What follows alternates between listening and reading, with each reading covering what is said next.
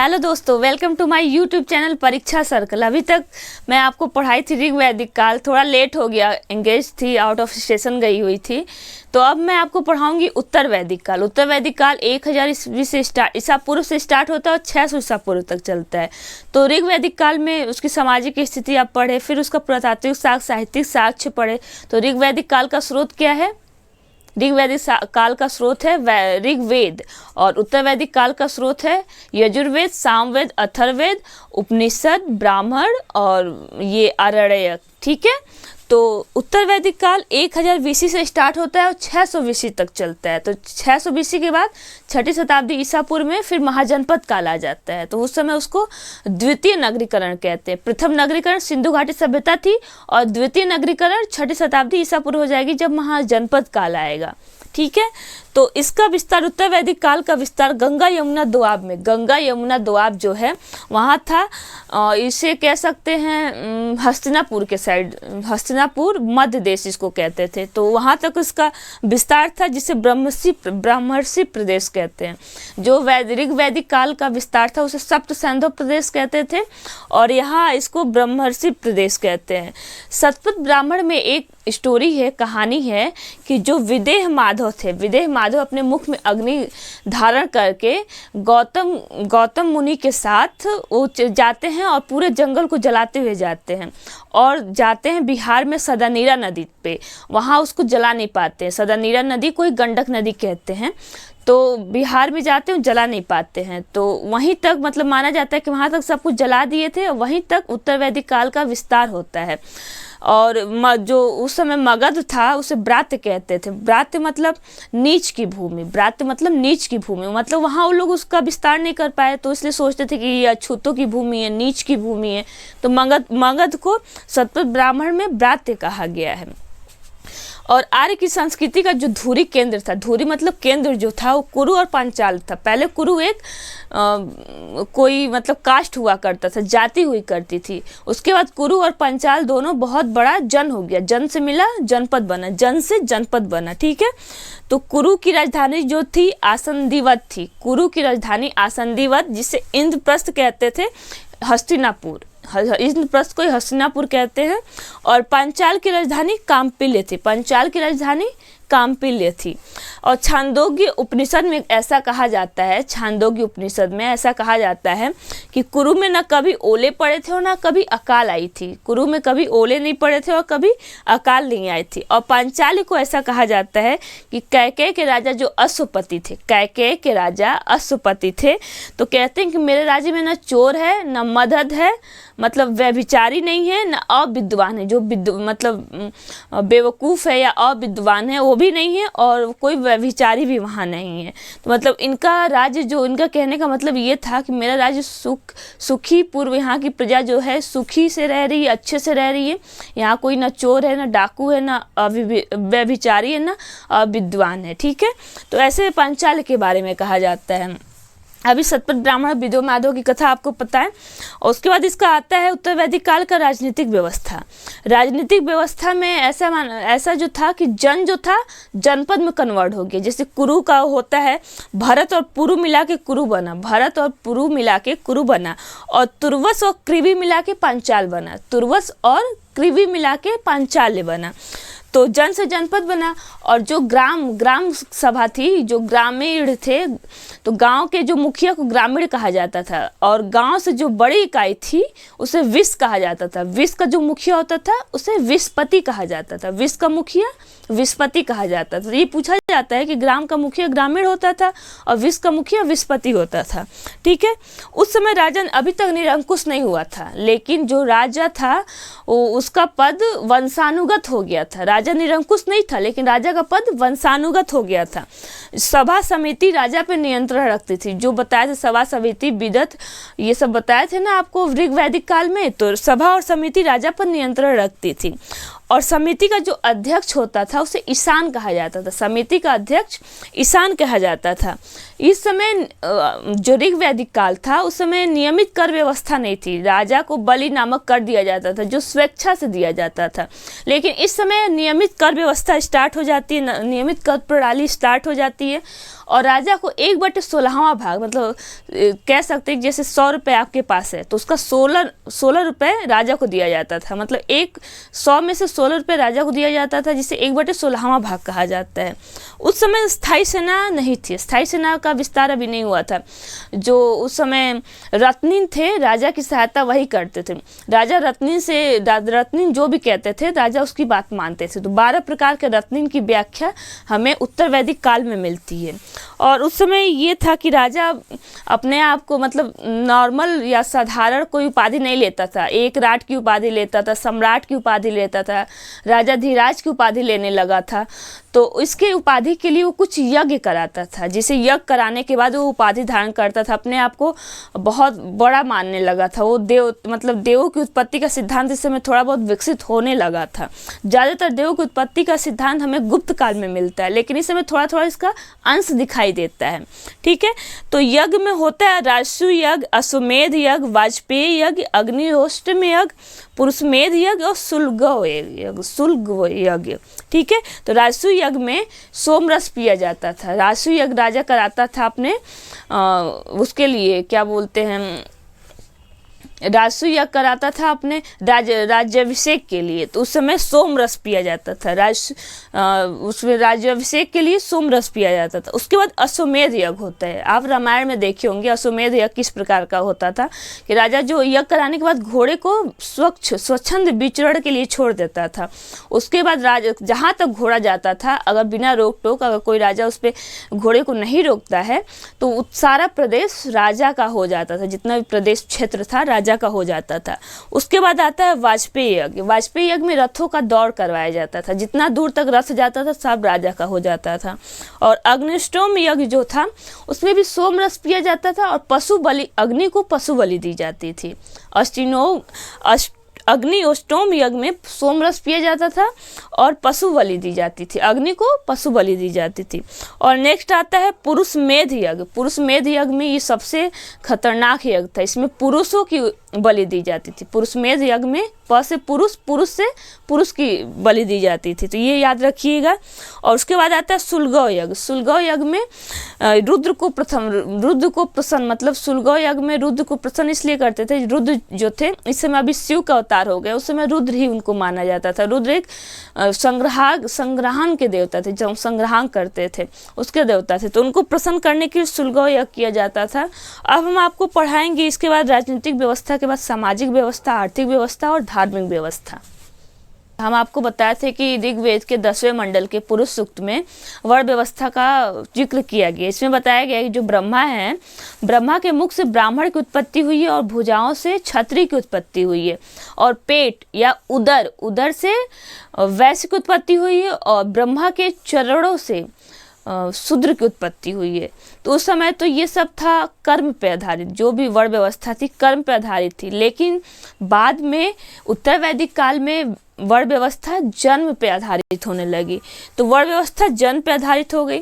ऐतरेय ब्राह्मण में सर्वप्रथम चारों वर्णों के कर्तव्यों का उल्लेख किया गया है कि ब्राह्मण जो है वेद पाठ ही करेगा, और क्षत्रिय जो है राजा बनेगा या फिर लड़ाई करेगा, वैश्य जो है वो व्यापार करेगा, और शूद्र जो है अन्य 3 वर्णों की सेवा करेगा। ठीक है, तो इसका उल्लेख मिलता है। और जो टैक्स था, कर प्रणाली थी, 1/16 भाग जो था सिर्फ वैश्य ही चुकाते थे। ब्राह्मण क्षत्रिय पर निर्भर था और क्षत्रिय वैश्य पर निर्भर था। तो सिर्फ वैश्य ही कर चुकाते थे, शूद्र अन्य 3 वर्णों की सेवा करते थे और वैश्य सिर्फ कर चुकाते थे। और इसमें आता है द्विज प्रणाली। द्विज में आता है ब्राह्मण, क्षत्रिय और वैश्य, इन्हें उपनयन संस्कार या यज्ञोपवीत धारण करने का अधिकार था, लेकिन शूद्र को यज्ञोपवीत धारण करने का अधिकार नहीं था। और जो शिल्पी थे, जो आर्टिस्ट थे, शिल्पी थे, उसमें रथ जो खींचने वाले थे, रथकार को ऊंचा स्थान दिया गया। उन्हें यज्ञोपवीत या उपनयन संस्कार का अधिकार दिया गया था। जो राजा का रथ खींचता था उसे यज्ञोपवीत करने का भी अधिकार था और उपनयन संस्कार करने का भी अधिकार था। सेकंड आता है आश्रम। आश्रम व्यवस्था में छांदोग्य उपनिषद में 3 आश्रम बताए गए। छांदोग्य उपनिषद में 3 आश्रम बताए गए। पहला ब्रह्मचर्य, दूसरा गृहस्थ और तीसरा वानप्रस्थ। ब्रह्मचर्य, गृहस्थ और वानप्रस्थ। और जबालोपनिषद में 4 आश्रम बताए गए हैं। ब्रह्मचर्य, गृहस्थ, वानप्रस्थ और चौथा जोड़ दिया गया है सन्यास। ठीक है, तो ब्रह्मचर्य, गृहस्थ, वानप्रस्थ और सन्यास, तो ये सब चारों था। पहले माना जाता था कि लोग 100 वर्ष तक जीते हैं, तो 100 वर्ष को 25-25 भागों में बांटा गया। 25 साल तक करेंगे तो ब्रह्मचर्य रहेगा, फिर 50वें साल तक गृहस्थ रहेगा, फिर 75 साल तक वानप्रस्थ रहेगा, उसके बाद 100 साल तक सन्यास रहेगा। ठीक है, और आता है नेक्स्ट स्त्रियों की दशा। स्त्रियों की दशा में बहुत ज़्यादा गिरावट आई थी। स्त्रियों की दशा में बहुत ज़्यादा गिरावट आई थी। उन्हें पैतृक संपत्ति, जो पिता की संपत्ति थी, उसके अधिकार से वंचित कर दिया गया था। पैतृक संपत्ति में अब उनका अधिकार नहीं था। पहले वो सभा समिति में प्रवेश करते थे, लेकिन अब सभा समिति में प्रवेश नहीं करते हैं, उन्हें निषिद्ध कर दिया गया है। फिर आते हैं ऐतरेय ब्राह्मण में। ऐतरेय ब्राह्मण है वो पुत्रियों को कृपण बताया है, समस्त दुखों का स्रोत, समस्त दुखों का स्रोत स्त्रियों को बताया, पुत्रियों को बताया है, कृपण का है ऐतरेय ब्राह्मण। और शतपथ ब्राह्मण में आता है कुछ विदुषियों के नाम, कुछ विदुषी स्त्रियों के नाम आते हैं, जैसे गार्गी, मैत्रेय और जबाल। गार्गी, मैत्री और जबाल। एग्जाम में ये क्वेश्चन पूछा है कि उत्तर वैदिक काल की विदुषी स्त्रियां थी, उनका नाम बताइए, इसमें से कौन कौन थी। तो आप याद कर लीजिएगा, गार्गी, मैत्री और जबाल। गार्गी, मैत्री और जबाल। और उस समय विधवा विवाह तो था, विधवा विवाह जो था वो प्रचलन में था। सती प्रथा भी स्टार्ट हो गई थी। ऋग्वेद में सिर्फ प्रतीकात्मक था वो सती प्रथा था, लेकिन अथर्ववेद में इसे पूर्ण रूप से लागू कर दिया गया था। सती प्रथा पूर्ण रूप से लागू कर दिया गया था। उसके बाद आता है 3 ऋण। 3 ऋण, ऋषि ऋण, पितृ ऋण और देव ऋण। ऋषि ऋण में जिससे हम पढ़ते हैं, जो ऋषि से पढ़ते थे, उसके प्रति समर्पण को ऋषि ऋण कहते हैं। अपने जो पितर थे, जो मर जाते थे, उनके प्रति समर्पण को पितृ ऋण कहते हैं, और देवताओं के प्रति समर्पण को देव ऋण कहते हैं। ठीक है, तो 3 प्रकार के ऋण थे। 16 संस्कार थे। 16 संस्कार में पहला 16 संस्कार में आता है गर्भाधान संस्कार, और आखिरी संस्कार होता है अंत्येष्टि संस्कार। तो 16 ये संस्कार हो गए, गर्भाधान और अंत्येष्टि संस्कार। पहला आता है गर्भाधान संस्कार और लास्ट का सबसे आता है अंत्येष्टि संस्कार। फिर 4 पुरुषार्थ थे। 4 पुरुषार्थ, काम, क्रोध, लोभ, मोक्ष। काम, क्रोध, लोभ, मोक्ष। ठीक है, अर्थ काम और आता था उसके बाद मोक्ष। क्या था, 1 मिनट में बताती हूँ मैं आपको।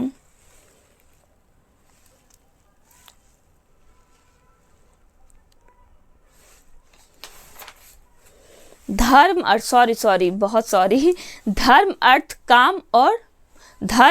काम और मोक्ष। धर्म, अर्थ, पहले धर्म करिए, फिर अर्थ में पैसा जुगाड़िए, फिर गृहस्थ जीवन में वो करिए, फिर मोक्ष। धर्म, अर्थ, काम, मोक्ष। धर्म, अर्थ, काम, मोक्ष। ठीक है, आप याद कर लीजिए इसको, धर्म, अर्थ, काम, मोक्ष। उसके बाद आश्वलायन गृह सूत्र था। आश्वलायन गृह सूत्र में 8 प्रकार के विवाह बताए गए हैं। आश्वलायन गृह सूत्र में 8 प्रकार के विवाह बताए गए हैं। ब्रह्म विवाह, देव विवाह, आर्ष विवाह, प्रजापत्य विवाह, आसुर विवाह, गंधर्व विवाह, राक्षस विवाह और पैशाक्ष विवाह। सबसे उत्कृष्ट विवाह जो था ब्रह्म विवाह था। इसमें पिता के द्वारा, कन्या के पिता के द्वारा वर, उत्कृष्ट वर जो वेदों का ज्ञान रखता हो, उस वैसा वर ढूंढा जाता था और उससे शादी की जाती थी। फिर दूसरा आता है देव विवाह। देव विवाह में जो आते थे ऋषि मुनि यज्ञ करने, उन्हीं से अपनी कन्या का विवाह कर देते थे, तो उसे देव विवाह कहते हैं। और आर्ष विवाह में एक जोड़ी बैल और एक गाय देके, एक जोड़ी बैल और गाय देके जो विवाह होते थे वो आर्ष विवाह में होते हैं। फिर प्रजापत्य विवाह में ऐसा माना जाता है कि इसमें मतलब जो कन्या के पिता थे कोई भी दहेज नहीं देते थे, बस कन्या का दान कर देते थे, तो ये आता था प्रजापत्य विवाह में। और आसुर विवाह में होता था कि कन्या के पिता वर पक्ष से पैसा लेके कन्या को बेच देते थे, तो उसे आता था आसुर विवाह। और गंधर्व विवाह में प्रेम विवाह आता है। गंधर्व विवाह में कन्या खुद अपना वर पसंद करती थी, तो उसे गंधर्व विवाह कहते हैं। और फिर राक्षस विवाह आता है।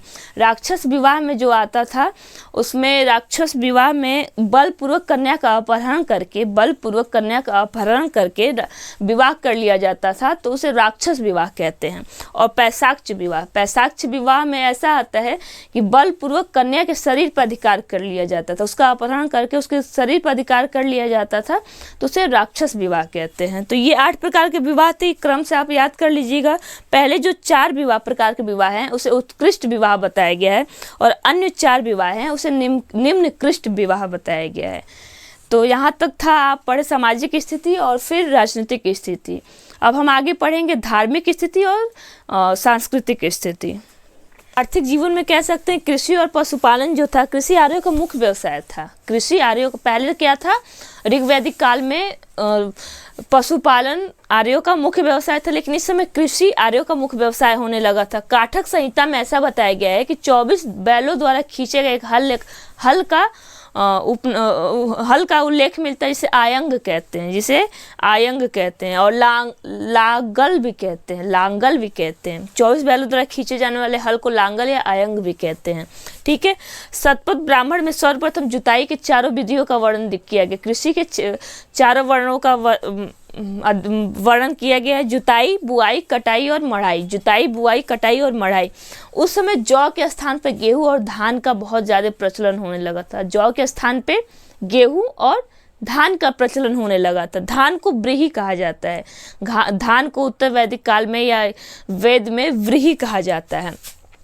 अथर्ववेद में सर्वप्रथम नहरों का उल्लेख मिलता है। अथर्ववेद में सर्वप्रथम नहरों का उल्लेख मिलता है, और गन्ने की खेती का सर्वप्रथम उल्लेख भी अथर्ववेद में ही मिलता है। ठीक है। उसमें भूमिदान, अथर्ववेद में भूमिदान स्टार्ट हो गया था, उसमें उसका प्रचलन मिलता है कि भूमिदान यहाँ से स्टार्ट होता है। और माप की जो इकाई थी निष्क थी, शतमान थी, पाद थी और कृसल। ठीक है। निष्क जो था स्वर्ण मुद्रा थी, निष्क स्वर्ण मुद्रा थी, और शतमान चांदी की मुद्रा थी। निष्क स्वर्ण मुद्रा थी और शतमान चांदी की मुद्रा थी। ठीक है। और उस समय चित्रित धूसर मृदभांड, पेंटेड ग्रे वेयर का प्रचलन था। उत्तर वैदिक काल में पेंटेड ग्रे वेयर का प्रचलन था। ठीक है। और इसका जो धार्मिक जीवन था, धार्मिक जीवन में कहा जाता है कि यज्ञ इस समय बहुत ज़्यादा प्रचलन में हो गया था। यज्ञ करना बहुत ज़्यादा प्रचलन में हो गया था, और फिर उस समय कर्मकांड में वृद्धि हुई थी, और देवताओं में जो इंद्र वरुण थे इनका महत्व कम हो गया था, ब्रह्मा का महत्व ज़्यादा बढ़ गया था, और रुद्र का नाम शिव मिलने लगता है। रुद्र जो देवता थे, संग्राहक के देवता थे, उनका नाम शिव मिलने लगता है। और इस समय ऐसा फिर माना जाता है, मुंडक उपनिषद में बताया गया, मुंडक उपनिषद में, कि यज्ञ एक ऐसी नौका है जिस पे यज्ञ एक ऐसी नौका है जिस पर भरोसा नहीं किया जा सकता, ये कभी भी टूट सकता। मतलब यज्ञ को टूटी हुई नौका के समान माना गया है, यज्ञ को टूटी हुई नौका के समान माना गया है। तो यहाँ तक मेरा उत्तर वैदिक काल खत्म होता है। तो आप इसको रिवीजन करते हुए चलिए, अच्छे से याद करते हुए चलिए चीज़ें। ठीक है।